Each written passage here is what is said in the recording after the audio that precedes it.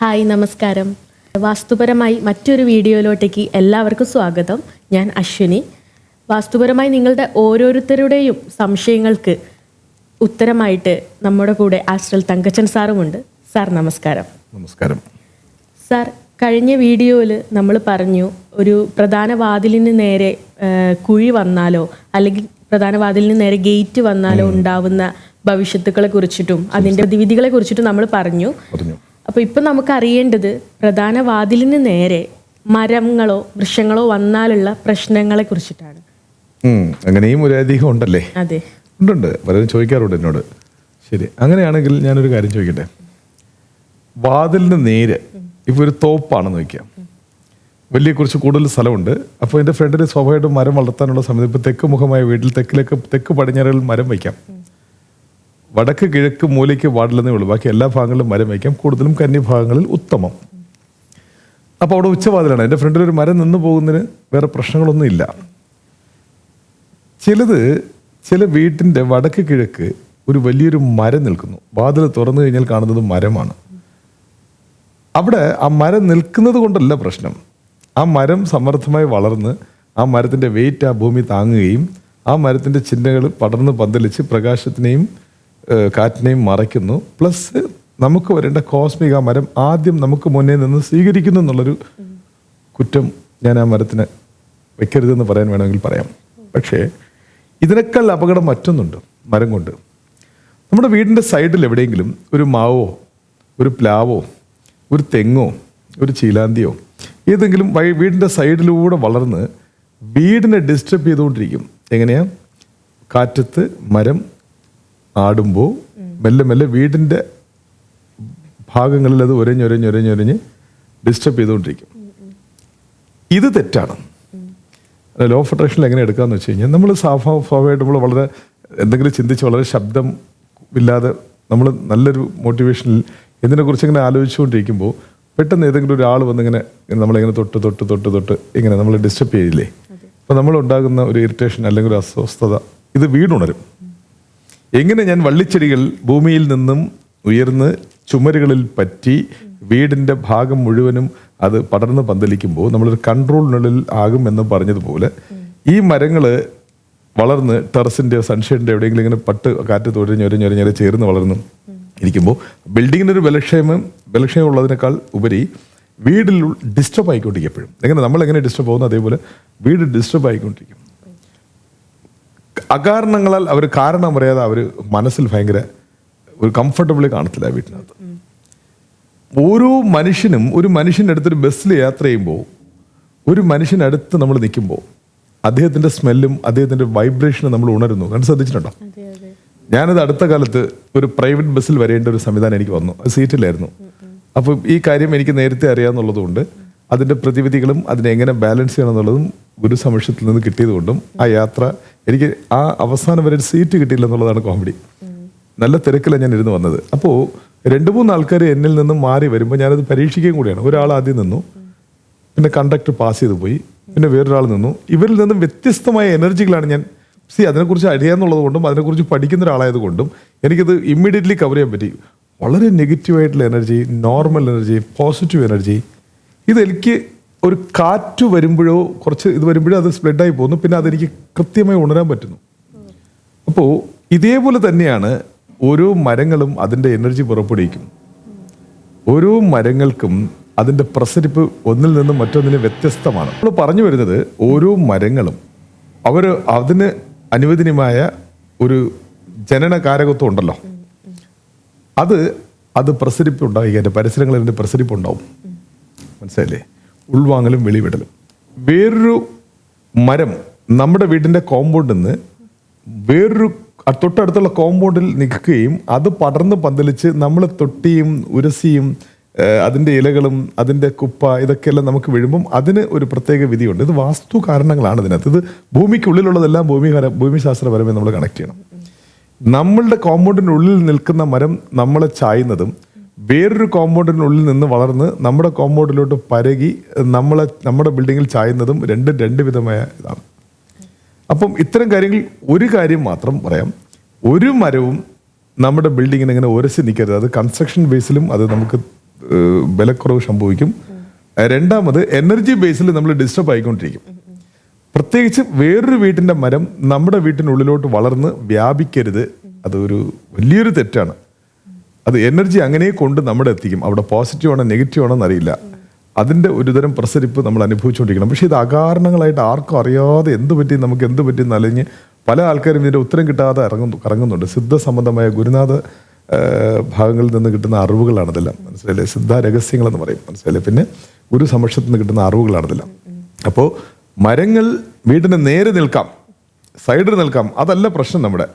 മരങ്ങൾ നമ്മുടെ വീടുമായി ഉരഞ്ഞും ഉണങ്ങിയും സ്പർശിച്ചും സ്പർശിക്കാതെയും ഒക്കെ നിൽക്കരുത് എന്നാണ് പറയുന്നത്. അതിനേക്കാൾ പ്രധാനം മറ്റൊരു വീട്ടിൻ്റെ മരം നമ്മളുടെ വീട്ടിനുള്ളിലോട്ട് പടർന്ന് പന്തലിച്ച് ചാഞ്ഞ് അതിൻ്റെ ഇലകളെല്ലാം നമ്മുടെ വീട്ടിലോട്ട് വീഴുന്ന നമ്മുടെ മതിലുമായി ചേർന്ന് നിൽക്കുന്ന സമയത്ത്, അല്ലെങ്കിൽ നമ്മുടെ വീട്ടിൽ ഉരಸಿ നിൽക്കുന്ന സമയത്തുണ്ടാകുന്നത് എനർജി ബേസിൽ അത് ബുദ്ധിമുട്ടാണ്. എന്താണ് എനർജി, ഏതാണ് എനർജി എന്ന് കണ്ടുപിടിക്കാൻ പറ്റില്ല. പക്ഷെ ഒരു അസ്വസ്ഥത ഉണ്ടാവും.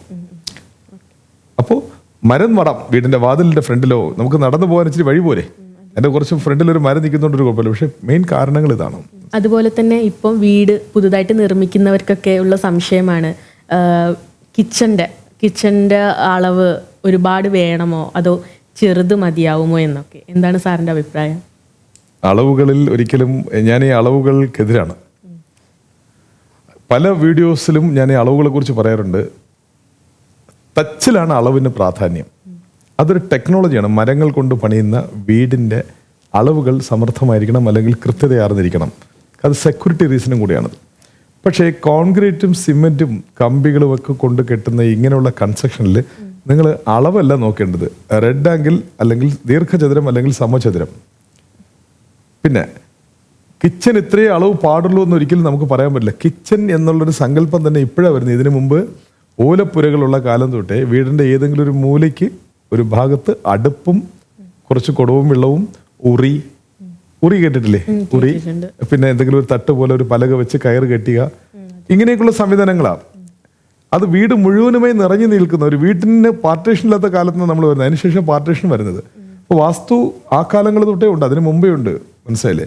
അപ്പം അളവുകൾ കൊടുക്കുന്നതിനോട് എനിക്ക് ഒരു താല്പര്യമില്ല. പലരും സങ്കടപ്പെടുന്നുണ്ട്, സാർ ചുറ്റളവ് ഒന്ന് പറഞ്ഞു തരുമോ, സാർ ഇതിനകത്ത് മരണച്ചുറ്റ് കറക്റ്റാണോ, പിന്നെ സൂത്രം കറക്റ്റായിട്ട് പോകുന്നു. ഇത് മറ്റ് ചില ആൾക്കാരുടെ ഉപജീവനമായതുകൊണ്ടും അവരുടെ വിശ്വാസങ്ങളായതുകൊണ്ടും ഞാൻ അതിനെ ഖണ്ഡിക്കുകയോ മറ്റൊന്നും ചെയ്യുന്നില്ല. പക്ഷേ എന്നോട് നേരിട്ടുള്ള ചോദ്യത്തിന് വാസ്തു റിസർച്ചർ അല്ലെങ്കിൽ വാസ്തു വിദ്യാർത്ഥി എന്നുള്ള നിലയ്ക്ക് അളവുകളല്ല, ദീർഘചതുരമോ സമചതുരമോ ആകാം വീടിന്, അതുള്ളിലെ മുറികളാണെങ്കിലും. പക്ഷേ വടക്കിഴക്ക് ഭാഗങ്ങൾ കുറച്ചുകൂടെ സ്വതന്ത്രമായും വിശാലമായിരിക്കുമ്പോൾ കാറ്റും വെളിച്ചവും വേഗത്തിൽ കടന്നു വന്ന് സംഭരിക്കാൻ എളുപ്പ വഴിയാണ്. തെക്ക് പടിഞ്ഞാറ് ഭാഗങ്ങളിൽ കൂടുതൽ വിസിബിലിറ്റി കുറയ്ക്കുക. അത്യാവശ്യം നമുക്കൊരു വെന്റിലേഷൻ സംവിധാനങ്ങളല്ലാതെ മറ്റ് ഇങ്ങനെ ബാൽക്കണി വെച്ച് അതിലൂടെ ഒരു ഡോർ വെച്ച് അതിനൊരു ബാൽക്കണി വെച്ച് നീചത്തിൽ വാതിലും അക്സസും പോക്കുവരവും തടയുക. അപ്പോൾ അളവുകൾക്ക് കിച്ചൺ എന്നുള്ളത് സത്യം പറഞ്ഞാൽ നേരത്തെ പറഞ്ഞു കഴിഞ്ഞു. ഇപ്പോഴൊക്കെയാണ് ഇപ്പം വലിയ കിച്ചന് മാറി ഇപ്പോൾ ചെറിയ കിച്ചൻ ആവുന്നുണ്ട്. ഭാഗ്യം. പണ്ടൊക്കെ വലിയ കിച്ചനായിരുന്നു. ഇപ്പം മോഡലർ കിച്ചനും ഓപ്പൺ കിച്ചനും ഒക്കെ ആയതുകൊണ്ട് പിന്നെ ഉപകരണങ്ങൾ ഇഷ്ടംപോലെ അവൈലബിൾ. കുക്കേഴ്സ് ഉണ്ട്, ട്രോയ് ഉണ്ട്. അപ്പോൾ എല്ലാം അതിനകത്ത് തന്നെ വെക്കാം. ഒരു കൊച്ചു കിച്ചൺ മതി ഒരു വലിയൊരു വീട്ടിൻ്റെ. ട്രോയും പിന്നെ മറ്റേ ഇപ്പോഴത്തെ ഇന്റീരിയറൊക്കെ ഉണ്ടല്ലോ, അതൊക്കെ വെച്ച് നമുക്കൊരു കിച്ചൺ. പിന്നെ കാറ്റ് സക്ക് ചെയ്ത് കൊണ്ടുപോകാൻ എക്സ്ട്രാസ് ഉണ്ട്. അപ്പോൾ കിച്ചൺ ചെറുതായാലും കുഴപ്പമില്ല. പക്ഷേ നിങ്ങളുടെ കംഫർട്ടബിളാണ് നോക്കേണ്ടത്. കിച്ചന് സൈസോ അളവോ കാര്യങ്ങളോ അങ്ങനെയൊന്നും ഇല്ല. ഒരു ആഗ്നേയ കിച്ചണിൽ നിന്നും ഒരു സ്ത്രീ പുറത്തിറങ്ങേണ്ടിയിരിക്കുന്നു. അത് വീട്ടിൻ്റെ നടുവിലൂടെ ആകരുതെന്ന്. അപ്പോൾ അങ്ങനെ ഒരു അത്യാവശ്യത്തിനൊരു സ്ത്രീ അല്ലെങ്കിൽ അവിടുത്തെ ആരെങ്കിലും പുറത്തിറങ്ങുമ്പോൾ കിഴക്കിലൂടെ ഇറങ്ങരുത്, ആഗ്നേയത്തിൽ നിന്ന് തെക്കിലൂടെ ഇറങ്ങാവും. അതേപോലെ വായുവ്യത്തിലെ കിച്ചൺ വടക്കിലിറങ്ങരുത്, പടിഞ്ഞാറിലൂടെ ഇറങ്ങാവും. ഇങ്ങനെയുള്ള പോക്കുവരവ് നമ്മൾ ശ്രദ്ധിക്കുക. നിങ്ങൾക്ക് ആവശ്യമുള്ള, നിങ്ങൾ അധ്വാനിച്ച് നിങ്ങൾ കെട്ടുന്ന വീടാണ്, നിങ്ങൾക്ക് ആണ് അളവ് വേണ്ടത്. ഞങ്ങളൊരു 4 പേരുണ്ട്, 5 പേരുണ്ട്, ഞങ്ങൾ എല്ലാവരും ഒരുമിച്ചാണ് കിടക്കുന്നത്, അത് ഞങ്ങളുടെ സ്വഭാവമാണെന്ന് വലിയ ബെഡ്റൂം പണിയും ഇല്ല. ഓരോരുത്തർക്ക് ഞങ്ങൾക്ക് ഒരു പ്രൈവസി വേണം. ഞങ്ങളെല്ലാം കുഞ്ഞു ഒറ്റ മുറികൾ ആഗ്രഹിക്കുന്നു. നിങ്ങൾ കുറച്ചുകൂടെ മുറികൾ ചെറുതാക്കി തനിച്ചാക്കും. ഇത്ര അളവ്, ഇത്ര ചുറ്റളവിൽ ഒരു കാരണവശാലും നിങ്ങൾ നിർബന്ധിതരാകരുത്. നിങ്ങൾ അധ്വാനിച്ചുണ്ടാക്കുന്ന കാശിൽ നിങ്ങളുടെ വീട് നിങ്ങളുടെ സ്വപ്നമാണ്. മനോഹരമായ വാസ്തുരീതിയിൽ വീട് കെട്ടി മുറികൾ ചതുരമോ ദീർഘചതുരമോ ആക്കാമെത്തവരെ അളവുകളവിടെ പ്രാധാന്യമില്ല. എല്ലാ മുറികൾക്കും വടക്ക് കിഴക്ക് ശ്രദ്ധിക്കുക.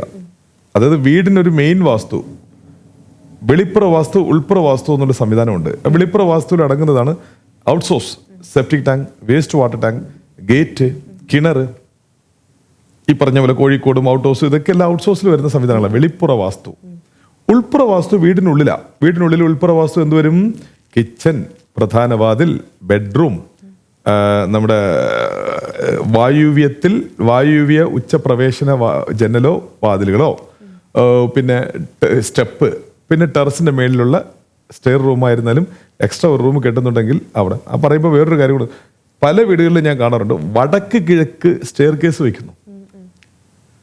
വീടിന്റെ വടക്ക് കിഴക്ക് സ്റ്റെയർ കേസ് വെക്കുന്നു. ഒരു കാരണവശാലും അനുവദിക്കാൻ പറ്റുന്ന കാര്യമല്ല. ആ വീട്ടിന്റെ ഗൃഹനാഥൻ അല്ലെങ്കിൽ മൂത്ത മകൻ അല്ലെങ്കിൽ മരുമകൻ, ഇപ്പം അച്ഛൻ മരണപ്പെട്ടു, 2 പെൺകുട്ടികളാ, അപ്പൊ 3 സ്ത്രീകൾ, അമ്മയും 2 പെൺകുട്ടികളായിട്ട് താമസിക്കുന്നു, വലിയ പ്രശ്നം ഉണ്ടാവില്ല. പക്ഷെ അവിടെ ഒരു മരുമകൻ വന്ന് കയറുമ്പോൾ അല്ലെങ്കിൽ മകന്റെ സ്ഥാനത്തിലോ മറ്റാരെങ്കിലും അവിടെ ഒരു സ്ഥാനം ഏൽക്കുമ്പോൾ അവരോട് ബാധിക്കപ്പെടുന്നു. വടക്ക് കിഴക്ക് നിർബന്ധമായും, ഈശാന്യത്തിൽ നിർബന്ധമായും സ്റ്റെപ്പ് അരുത്. മനസ്സിലായില്ലേ? അവിടെ നിന്ന് വായുവ്യത്തിലോ ആഗ്നേയത്തിലോ ഇടാം. ഒരു കാരണവശാലും അങ്ങനെ ആരെങ്കിലും വടക്ക് കിഴക്ക് പ്രോപ്പറായി സ്റ്റെപ്പ് വെച്ചിട്ടുണ്ടെന്നുണ്ടെങ്കിൽ അവരുടെ ജീവിതശൈലിയിൽ അവരുടെ ആണുങ്ങൾക്ക്, അവിടെയുള്ള ആണുങ്ങൾക്ക് ഒരുപാട് അബദ്ധങ്ങൾ പറ്റും. ഭയം അവരെ ചൂഴും. ഈ ഭയത്തിലൂടെ അവർ കാണിച്ചു കൂട്ടുന്നത് എന്താണെന്ന് അവർക്ക് പോലും അറിയത്തില്ല. അതങ്ങനെ മെല്ലെ മെല്ലെ അതൊരു കാരണങ്ങൾക്ക് ഈ വടക്ക് കിഴക്ക് പടിക്കെട്ട്, ബലമുള്ള പടിക്കെട്ട്, ഖനമുള്ള പടിക്കെട്ട്, ഇതെല്ലാം ആ വീട്ടിൻ്റെ പുരുഷന് ബാധിക്കും.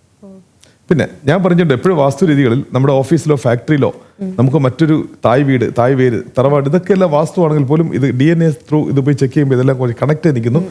ദൗർഭാഗ്യങ്ങളുണ്ടെങ്കിൽ പോലും മരണകാരകത്വം, നിരാശ, അതൊക്കെ ഇല്ലാതെ മെല്ലെ ചലിച്ച് പോകാൻ പറ്റും. പക്ഷേ എവിടെയും വാസ്തുവില്ലാതെ ഈ ഒരു വീട് മാത്രം ഡിപ്പെൻഡ് ചെയ്തിരിക്കുകയാണെങ്കിൽ അവിടെ ആ പ്രശ്നം ഉണ്ടാവും.